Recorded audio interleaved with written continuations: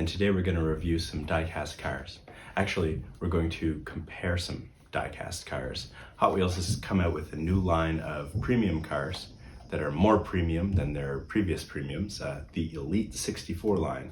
And I've got one of them, and I'm going to compare it to a car from one of their earlier premium lines and a car from their RLC members only lines, which are fancier and have opening parts, and one of the mail-in cars, which is slightly different kind of premium as well. And we'll see, you know, is it worth the money? Is it worth paying twice as much as the going cost of a, you know, a premium or a boulevard car? Is it got better features, as maybe the premium one's got some features that this one's missing? I don't know, I haven't opened it yet, but hopefully we'll find out. If you like the video, consider liking or subscribing down below.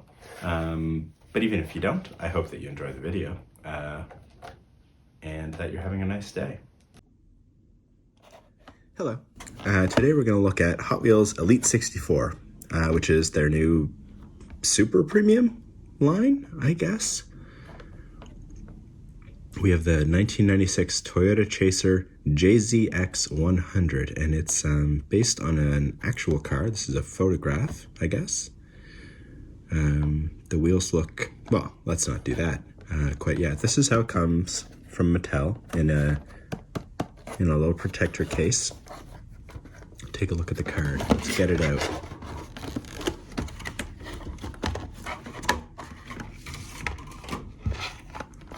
So it's on a big wide card, quite heavy. On the back there is some info. It's got like a little, you know, stats. It's got some stats. So it doesn't say the horsepower, does it? No. Doesn't say how many horses it has. You do have a back window, so you can see the other side of the car. For people who collect carded, I'm guessing that's what that is, because this is never going to hang on a shelf. It doesn't have any hook or anything, and you have to get it directly from Mattel. It says this is number 2. This is the first one available to people like me, like the public. I don't know, maybe there was a party at Jimmy Hot Wheels' house, and you know, he handed out a couple of them that were number 1s. But let's get it out and take a look at it, and then see what we've got.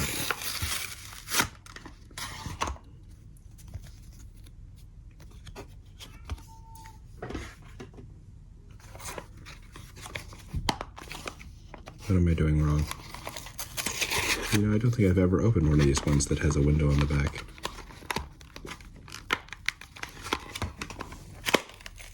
Okay, I figured it out.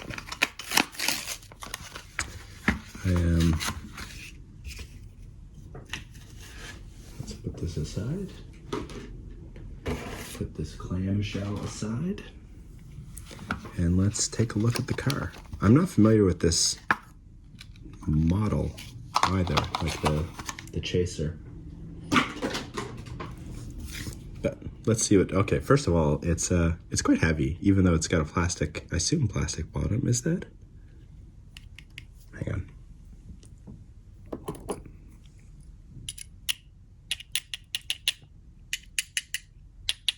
It might be metal. I think it might be metal. No, it is, because on the card it said metal, metal, and real riders, just like the premiums do. So that was a waste of your time and mine. But here we are. The wheels look just like they did in the picture, and they're cool. They're a cool blue color. The interior is also a cool blue color. Let's see if we can get some.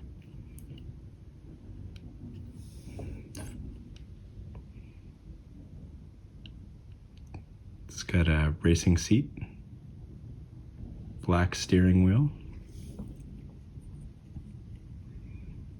It's right-hand drive. There is no seat on the left It's got a roll cage, rather. All right. So, this is the first time I've seen a Hot Wheel with lensed lights. That's definitely a difference. The Toyota badging is kind of cool. The lensed lights are, acceptable compared to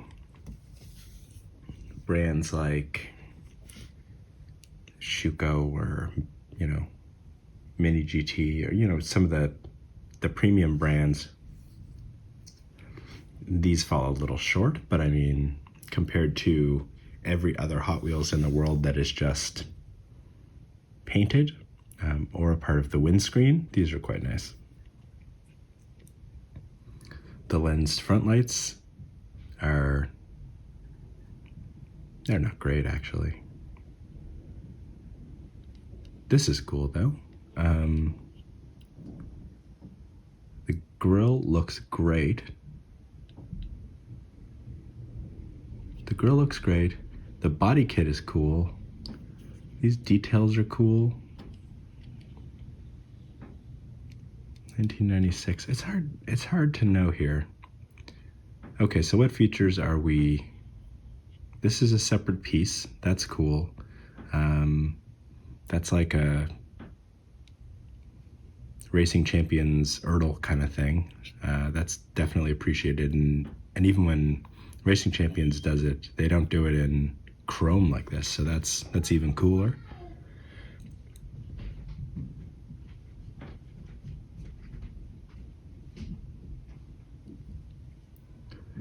The paint is a really nice sparkly white. The windows have their side view mirrors have no attempt at silver or mirroring. That's fine. The glass is clear.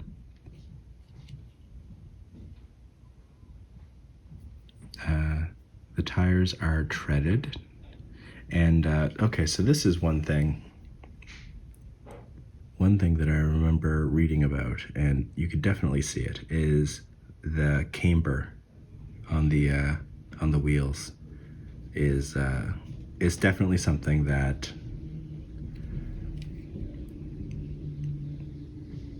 stands out here. It's very well done.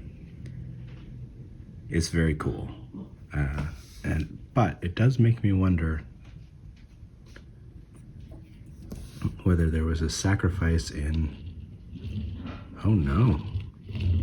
I thought that there would be a sacrifice in rollability, but it's this rolls really well. This rolls really well.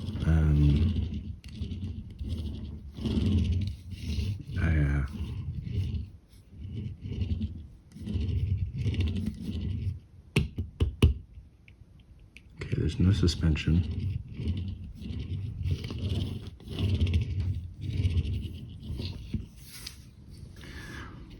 Okay, so it's a Hot Wheels with lensed lights, some chrome accents, like this grille, like lots of separate parts. So there's the interior and the roll cage, but you can tell that it's a more delicate part, so it's not the same. It's got car-specific wheels. It's got yet another separate piece here on the undercarriage. So a more detailed undercarriage, which is quite nice. There's a lot of things that they just don't do with Hot Wheels normally, and they are appreciated. The camber on the wheels is something that, I don't think I have another car that has a stance like that, like is stanced that way. I've got a lot of super jammed down, like Inno64 ones, or a ignition model, but camber is I mean, I feel like it's not explored as much by the premium brands, and the fact that Hot Wheels got it to roll so well is genuinely impressive to me. I wish this was a car that I liked more, but obviously it's going to be a matter of preference, something like that. The only element I don't like is I don't think they got the headlights right. I mean, they might be right for the car, I guess, but they just don't feel like authentic headlights, and the taillights are just too simple. But I say that, but I mean, it's still head and shoulders above anything I've seen from Hot Wheels before. Yeah, so there's a lot good to be said about this. I had seen some disappointed reviews, and I was expecting to just be like, you know, a premium with slightly wonky wheels, but this aspect is nice, and really does remind me of some Ertl things, and the cambered wheels that's amazing. That's great. And okay, also it's a very substantial feeling. I like that. People who are more into this particular car, I think, will really like it, or just white cars in general. I'm not a huge fan of just, they feel a little, I mean, this isn't bland. It's got those great, the blue pops on the interior and the wheels, but I don't know. I mean, even if you're doing a JDM car, which, I mean, I don't see why Hot Wheels wouldn't. It's been super popular for them recently. There are ones that I would have gone for ahead of this for sure. But not the point. The point is the build quality, and it's amazing. Let's compare it to. Well, let's start at the bottom. First, I have this. This is not a premium car. This is just a car I think is super dope. It's the Porsche Outlaw. And I just had this out because I want to compare the roll. So this is a regular Hot Wheel. It's like the gold standard for rolling. Look at that. This one,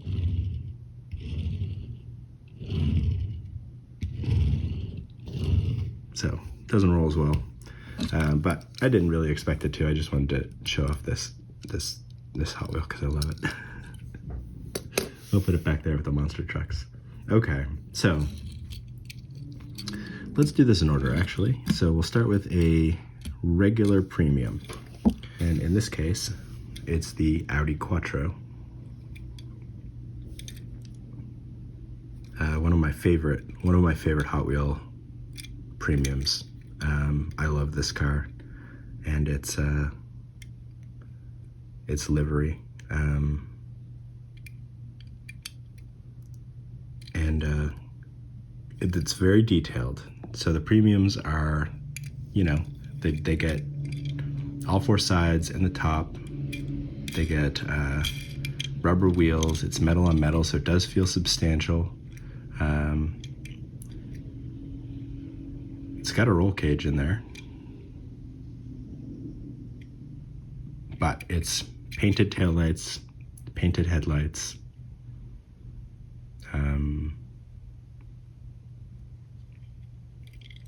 There's no additional pieces. Obviously the wheels are straight up and down, and they are standard Hot Wheels wheels. They pick, you know, from their bucket of different types of wheels, and they put on the ones that they feel go the best with that casting at that time and that livery. They're not car specific or realistic.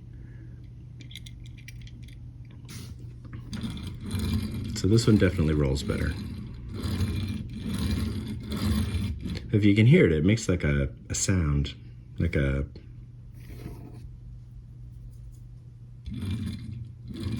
There's something, you know, maybe you can hear the axle or something, whereas this is like a very soft rolling.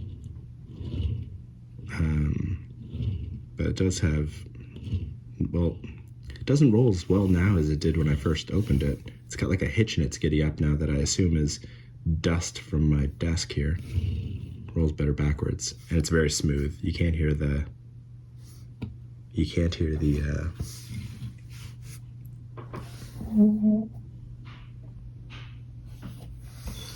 axles. So, is this is roughly $10 Canadian. This is roughly twice that. Is it worth twice as much? If they made an Audi or one of my favorite cars or something that I was really interested in this, then yes, for sure. And I don't know how frequently they're going to put out Elite64s, but I think that they're definitely got some features that are interesting, especially for Hot Wheels. They're pushing their limits, I guess. These cambered wheels are very cool. And yeah, cool even not just from a Hot Wheels standpoint. Like the lenses are cool from a Hot Wheels standpoint because none of the other ones do it. But the inserted lenses. But the wheels are cool from a diecast standpoint. Like Auto World doesn't do that, or Racing Champions or Greenlight. X-Car Toys doesn't do it.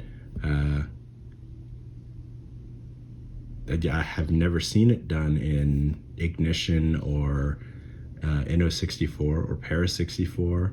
I've never seen it in, I guess you wouldn't see it in a Sparky really. I haven't seen it in Tomica Limited Vintage even, or Mini GT.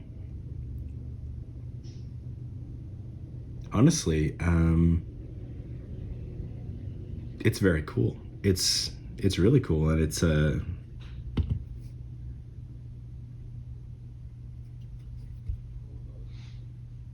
I think that it's been ignored in diecast, and it's cool to see. It's cool to see Hot Wheels being the one to like bring it into the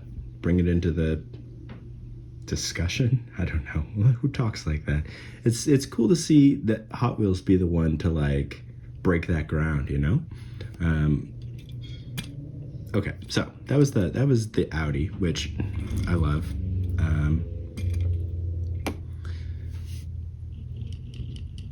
Yeah. Features wise, the Audi has, I mean, the painted headlights do look good on the Audi. This is hard because I was like, I'll compare it to my favorite premiums. And then of course my favorite premiums are all so good. So I'm comparing a car that it turns out that has some amazing features, but I don't particularly like the car to like my all-time favorites. Okay, so let's compare it to this one, which I think was some kind of mail-in Hot Wheels thing. The Skyline here, which has, again, these are you know, not car-specific wheels. They're wonderfully small, but you know, standard Hot Wheels wheels that they picked for it. Paint job's amazing. But again, no extra parts, painted details on the front. It's cool that they painted on the chrome for this one. And this one has it all over, painted on the chrome again in the back. So this one is a bit fancier. Like this is, you know, this is out to make an impression. It's got the tiny wheels that like barely clear the clear the bottom, and you know, like a lowered stance kind of thing, and like the paint on the chrome, that's pretty uncommon, I think, with Hot Wheels, and it works really well in creating a sense of, you know, a more realistic diecast. It's got a, you know, a silver wheel with a black interior, so it's got, you know, a more detailed interior than the Quattro. It is a higher level of premium, I think. And how does it roll? And it rolls, of course it rolls really well. It rolls better than the Elite64. And quiet, just as quiet as the Elite64. Okay, so one problem about this is that I bought it online, so I'm not exactly sure, but I do think that this was a mail-in. It came in on a card that said Hot Wheels and was like super limited edition looking. Definitely wasn't a store-bought car. It came from Mattel. But I don't know how much. I think, you know, you have to like send in Best Buy receipts or something to get these. So comparing them like price-wise, I'm not sure it makes much sense.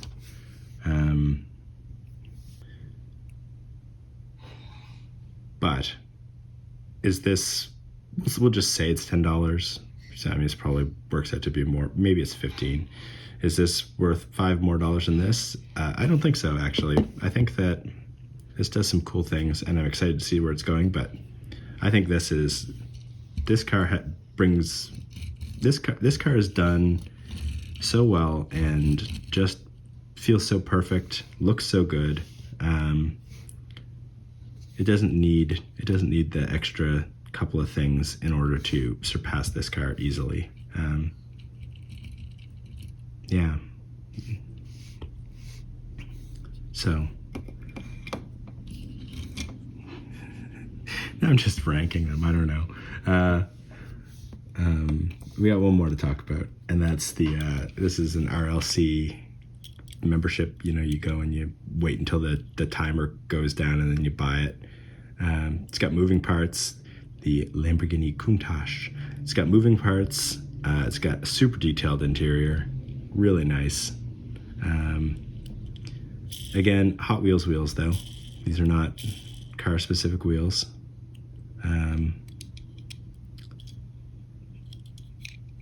Painted headlights and taillights. That means detailed. It's got, see, this is a separate, I don't think this is just painted. I think this is a separate, man, I wish there was, should I get my knife and try and pry it off? Maybe it is painted. It does look glued though. It does look like there's a little bit of glue right there. So a little bit of separate stuff on the bottom. So you know, again, this is the highest that, sorry, a little bit of a shake there. This is the highest that Hot Wheels goes in terms of, you know, fancy. This example might not be the most fancy, but it's this is the level of fanciness. They're RLC cars. They're $35 or $40, maybe $45 depending. And so,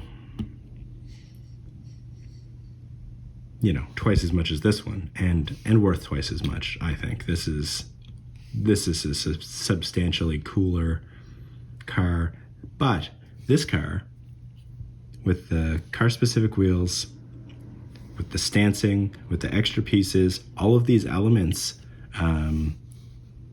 that, you know, Hot Wheels has been working on and developing in their manufacturing process for this line are going to be amazing if they start bringing them over to the RLC line. They will just make something that is wonderful even more wonderful, and I think that that's exciting. So I think that this, at the end of the day, I mean, if you like this car is definitely worth the $20 or whatever. It's a model. It's not a mainline. It's not even really a premium. It's like a super premium. It's like buying what's above Mini GT, but not super ridiculous. It's like an Inno64, I guess. A little less detailed than an Inno64, but up there. And if you like the car, then, you know, it's worth it. So is it worth the money? I think so. Especially once they start putting out more and more different cars for you to choose from. There's definitely a lot of care and precision put into this, which I like. I think is important in a die-cast is the quality control and precision. But also there's a lot of like kind of groundbreaking stuff in it. And I know I keep coming back to the camber, but I mean, it's cool. It's just genuinely cool to me. Is it the coolest that Hot Wheels has to offer? Not yet, but it is on its way. And, you know, even if this Elite64 line dies out, doesn't work or falters or whatever, they have, you know, they've developed some new techniques and, you know, gone down some ideas, you know, the path towards some ideas that incorporated into future premium or RLC level cars will be very welcome, I think. Yeah, I think that, God, I love this car. It's even got the Hot Wheels racing livery, which I normally don't like, but it's got it in like this mustard gold and blue, and the blue is like crazy navy blue. I'm getting off topic. Elite64.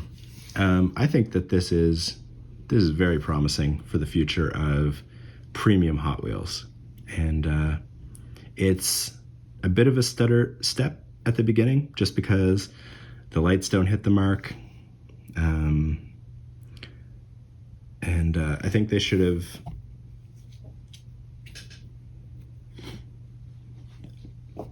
they should have, you know, looked at the competition a little more carefully when they were doing the lights, and gone for something like that. Just because, I mean, if you're dropping $20 on a Hot Wheel that you have to buy off their website, you've seen a Mini GT, or you've seen an Inno64 or an ignition model. You know what really good inserted headlights look like. And these are baby's first inserted headlights, which is unfortunate because everything else about the car is wonderful. I mean, the casting is really wonderful. I don't care for the car, but it's detailed. The paint is great. It's really like restrained in its use of the sponsors and things. It's got a little bit of muscle to it, a little bit of aggression, some aero. Like, yeah, it is a bit of a stutter step because of the lenses, and because I personally don't like this car. But again, that's my personal opinion. You may love this car. But I think it is very, very promising for the future of Hot Wheels premiums in general. I hope you liked the video, and let me know if you picked up one of these and what you think of it.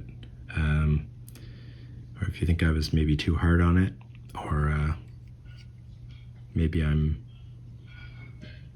a Toyota hater and I just haven't realized it yet, because I don't like the Supra either. I'll admit it. I'll say it in front of God and everybody. I don't care for the Supra. I hope you have a nice day.